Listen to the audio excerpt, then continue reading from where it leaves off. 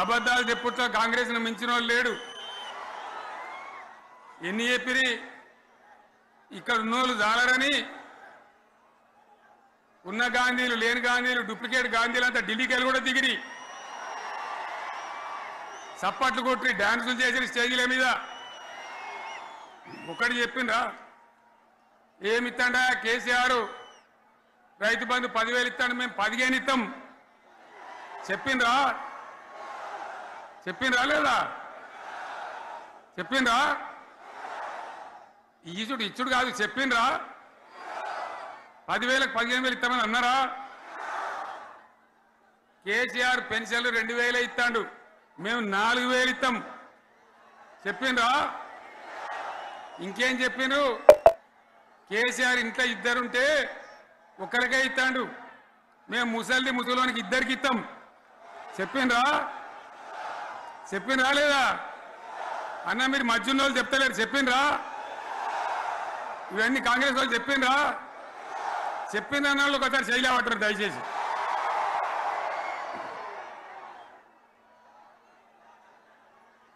దివ్యాంగులకు కేసీఆర్ 4,000 ఇస్తాడు పెన్షను, మేము 6,000 ఇస్తామండి అన్నారా?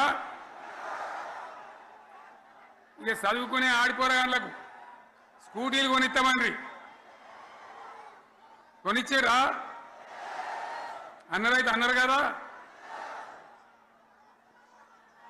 విద్యార్థులకేమో విద్యా కార్డు ఇస్తామండి, 5 లక్షల గ్యారంటీ కార్డు బ్యాంక్ కార్డు ఇస్తామండి. ఇట్లా ఎన్ని మాటలు చెప్పారు. ఇక ఉరుకురి ఒకరినికోడు ఉరుకురి 2 లక్షల లోన్ తెచ్చుకొని డిసెంబర్ 9 నాడే కథం, ఒక కలంపోటుతోనే కథం అన్నరా? అన్నరా? మరి చేసిండ్రా? చెయ్యలే. ఇక వడ్లు కొంటే ఒక వడ్లు కాదు, ఆనాడు మనమే కొనుగోలు కేంద్రాలు పెట్టి కనీసం మద్దతు ధర వచ్చేటట్టుగా మొలకొచ్చినా తడిసిపోయినా రంగు మారినా రైతులు కాబట్టి మన బిడ్డలు కాబట్టి గవర్నమెంట్కు 500 కోట్లు నష్టం వచ్చినా సరే మొత్తం కొనురు రాని నేను చెప్పినా కొనిపించిన. బాధ కాలే. వాళ్ళేం చెప్పిండ్రు? పబ్లిక్ను బోల్తా కొట్టేయడానికి మేము క్వింటాల్కి 500 బోనస్ ఇస్తాం, మక్కలకి ఇస్తాం, వడ్లకి ఇస్తాం, ప్రతి పంటకి ఇస్తాం చెప్పిండ్రా? ఇటువంటివి చెప్పుడే కాదు, వీటితోని ఇంకొక 420 హామీలు చెప్పారు. వాళ్ళ నోటికి మొక్కాలే. కళ్యాణ లక్ష్మి కేసీఆర్ 1,00,000 రూపాయలు ఇస్తాడు, మేము వస్తే తులం బంగారం కూడా కల్పిస్తామండి అన్నారా? ఏమన్నా నత్తందా?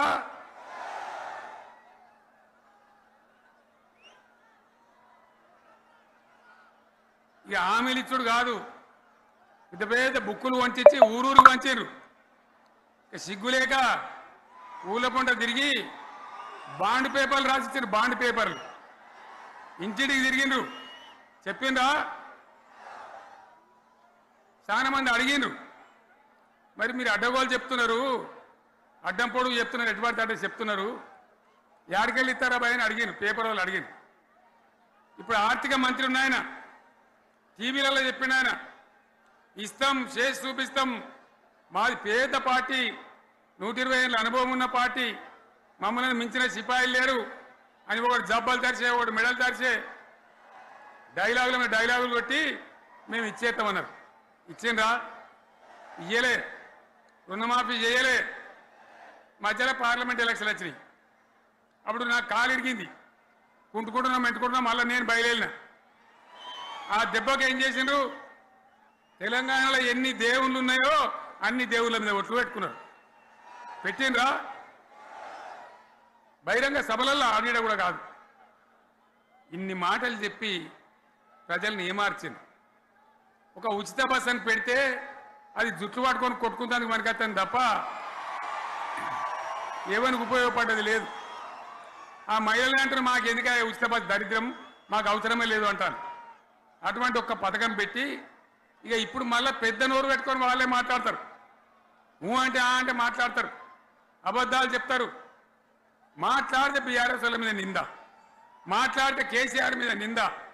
ఇది ఒక అలవాటు చేసుకొని ఎవరికి నోరుంటే వాంతే లెక్క అనే పద్ధతిలో అడ్డమైన మాటలు మాట్లాడుతూ చాలా ఘోరంగా మోసం చేస్తూ ఉన్నారు. ఎట్లున్నదంటే కాంగ్రెస్ వాళ్ళు చెప్పింది చాలా సిపాయిలం, మా అంత సిపాయి లేడండి.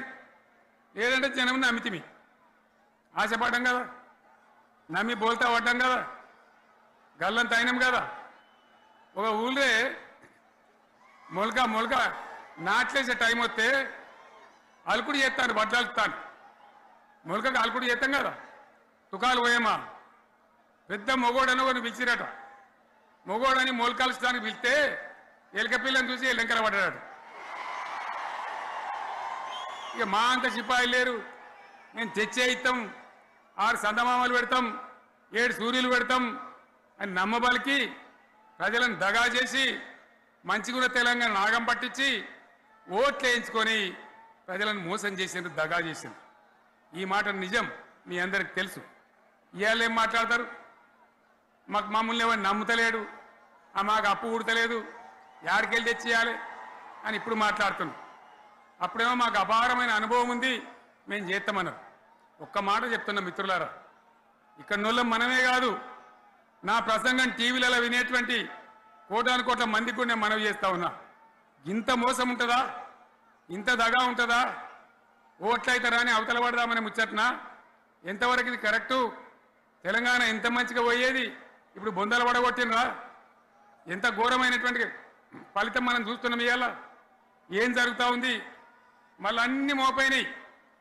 ఇక దుకాణం పెడతామన్నారు, లొల్లు పెట్టిండ్రు, బొబ్బ పెట్టిండ్రు. ఇక ఓట్లయినాక ఎత్తాడు, తవ్వడు, మోయాడు. బాయి పడతాం జోరుగా చెప్తే 6 నెలల ఏమయ్యారంటే ఇక ఆయనతో రేపు అవుతుంది, ఎల్లుండి అవుతుంది, సంక్రాంతికి అవుతుంది, దీపావళికి అవుతుంది, మార్చి 31కి అవుతుంది. మార్చి 31 లేదు, మన్ను లేదు, ఏది కూడా చేసింది లేదు. మొత్తం ఆర్థిక పరిస్థితిని దెబ్బతీసింది. తెలివి తక్కువ పనితోని, అవివేకం వల్ల, అజ్ఞానం వల్ల పరిపాలన చెయ్యరాక సర్వనాశనం చేసింది. రాష్ట్ర ఆర్థిక పరిస్థితి ఎంత మంచిగా ఉండే, ఎంత బాగా పోతా ఉండే.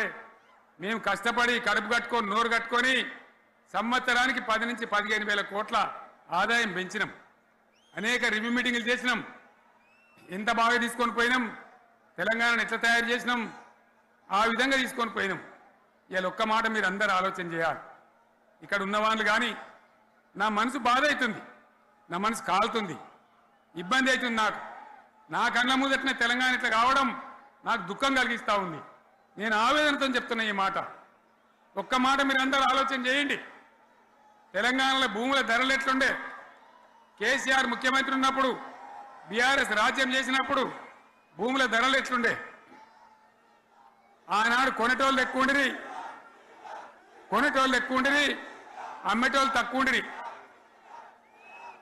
ఇవాళ ఆపతికి అమ్ముకుందామంటే భూములు కొనేటోడున్నాడా? అడుగుతున్నా భూముల ధరలు ఎక్కడికి పోయినాయి? ఎవరికన్నా 5 ఎకరాలు డాంబర్ పక్కకుంటే నేను 5 కోట్ల మనిషిని, నేను కోటీశ్వరుని అనే ధైర్యంలో రైతులు ఉండరు. ఇవాళ అడిగేటోడు ఉన్నాడా? ఉన్నదా? ఒక్కటే ఏడాదిలో గింత గల్లంత అవుతుందా? కేసీఆర్ పక్కకు పోగానే ఇంత ఆగమవుతుందా? ఇంకో మాట నేను అడుగుతా ఉన్నా. కరెంటును 35 ఏళ్ళు బాధపడ్డాం. నా బావి కాడ కూడా మోటార్లు కాలినాయి. బీఆర్ఎస్ వచ్చినాక, నేను ముఖ్యమంత్రి అయినాక ఒక్కటే ఏడాది బావులా దాన్ని చక్కగా చేసి 24 గంటల కరెంటు ఇయ్యలే, నడవలే. రెప్పపాటు కూడా కరెంటు పోకుండా 24 గంటల కరెంటు తేలేదా? మరి మా అంత సిపాయి లేరంటే కేసీఆర్ మంచిగా ఇచ్చిన కరెంటు మీకెందుకు ఇయ్యే శాతం అయితే లేదు అని చెప్పి నేను అడుగుతా ఉన్నా. తెలంగాణ ప్రజల పక్షాన్ని అడుగుతా ఉన్నా. ఎందుకు ఇలా ప్రజల గోస ఉంచుకుంటా ఉన్నారు? మళ్ళా మోటార్లు కాలుతున్నాయి, ట్రాన్స్ఫార్మర్లు కాలుతున్నాయి, లంచాలు పెరుగుతున్నాయి. అది శాతం అయితే లేదా? మళ్ళీ ఇలా తెలంగాణ పోవన్నా మోటార్ పెట్టడానికి? ఏం దౌర్భాగ్యం ఇది! ఎటువంటి శని నెత్తి మీద పెట్టుకున్నాం మనం. మీరందరూ ఆలోచన చేయాలి. భూముల ధరలు ఎటుపోయినాయి, కరెంట్ ఎక్కడ ఎవడెత్తుకపోయా? మిషన్ భగీరథ అసెంబ్లీలో నిలబడి ఛాలెంజ్ చేసిన నేను. 5 ఏళ్ల లోపల ప్రతి ఇంట్లో నల్లా పెట్టి నీళ్ళు ఇవ్వకపోతే మళ్ళా ఎలక్షన్ల పార్టీ మేము నిలవడం ఓట్లు అడగము అని చెప్పిన నేను. ఎవరు చెప్పాలి? దమ్మున్నోడే చెప్పాలి. చేసి చూపించినాం, నడిపించినాం, ప్రతి ఇంట్లో నల్లా పెట్టినాం. కృష్ణా గోదావరి నీళ్లు తెచ్చి ప్రతి ఇంటి ముందర దుంకిచ్చినాం. అది మీరందరూ దానికి సాక్ష్యం. ఇలాగా మంచినీళ్ళు కట్నే ఇల్లు పెట్టినపోయి ఉన్న పథకం కేసీఆర్ హయాంలోనే అయిపోయింది. ఇంకా మంచినీళ్ళు కూడా ఇయ్యే సాధన అయితే లేదా? మేము ఇంత సిపాయిలం అంత సిపాయిలం అని ఎగిరెగిరి దుంకితే మాట్లాడితే మంచినీళ్ళు ఇచ్చే కూడా సాధన అయితే లేదా? మంచినీళ్ళు పోతాయి, కరెంటు పోతుంది, వడ్లు కొనే దిక్కు లేదు. వడ్లు కొంటాను రా, కళ్ళాల కాడ 15 రోజులు వడ్లు కొనే దిక్కు లేదు, అడిగే దిక్కు లేదు. సర్కారు కొనకపోతే దిక్కుమాలని దేవుడా అని ప్రైవేట్ మిల్లర్లకు అమ్ముకుంటున్నాం. మళ్ళీ అక్కడ దళారీలు, అక్కడ దోపిడీ, మళ్ళీ రైతాంగం దోపిడీకి గురవుతున్నది. మళ్ళీ 2014 కంటే ముందటి పరిస్థితులు వస్తూ ఉన్నాయి. ఆ విధంగా ఎందుకు జరుగుతూ ఉంది? ఇది ఎవరి అసమర్థత? కాంగ్రెస్ ప్రభుత్వం యొక్క అసమర్థత కాదా? ఈ కాంగ్రెస్ కాటేయడం కాదా? నేను ఒక్కటే మాట మిమ్మల్ని కోరుతా ఉన్నా, ప్రజలకు నేను అడుగుతా ఉన్నా. పేదలు గుడిసెలు వేసుకుంటారు, ప్రభుత్వ జాగాలలో పాపం తెలిసి తెలియక కొన్ని వేసుకుంటారు. బీఆర్ఎస్ గవర్నమెంట్లో హైదరాబాద్తో సహా వరంగల్తో సహా అనేక పట్టణాలలో అనేక ప్రాంతాలలో రాష్ట్ర వ్యాప్తంగా లక్షలాది మందికి మేము పట్టాలు ఇచ్చినాం.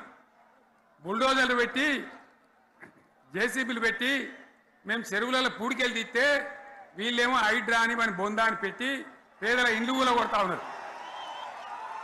ఆనాడు చెరువు పూడికెళ్ళి తీసిన బుల్డోజర్లు ఇలా పేదల ఇండ్లు కూడా కొడతా ఉన్నాయి. ఇవన్నీ మనం చూస్తూ ఉన్నాం. చూసి మౌనంగా ఉందామా, కొట్లాడదామా, ఏం చేద్దాం అనేది మనం ఆలోచించే సమయం వచ్చింది. దేశాన్ని నంబర్ 1 స్థాయిలో నిలబెడితే ఇవాళ 14వ స్థాయి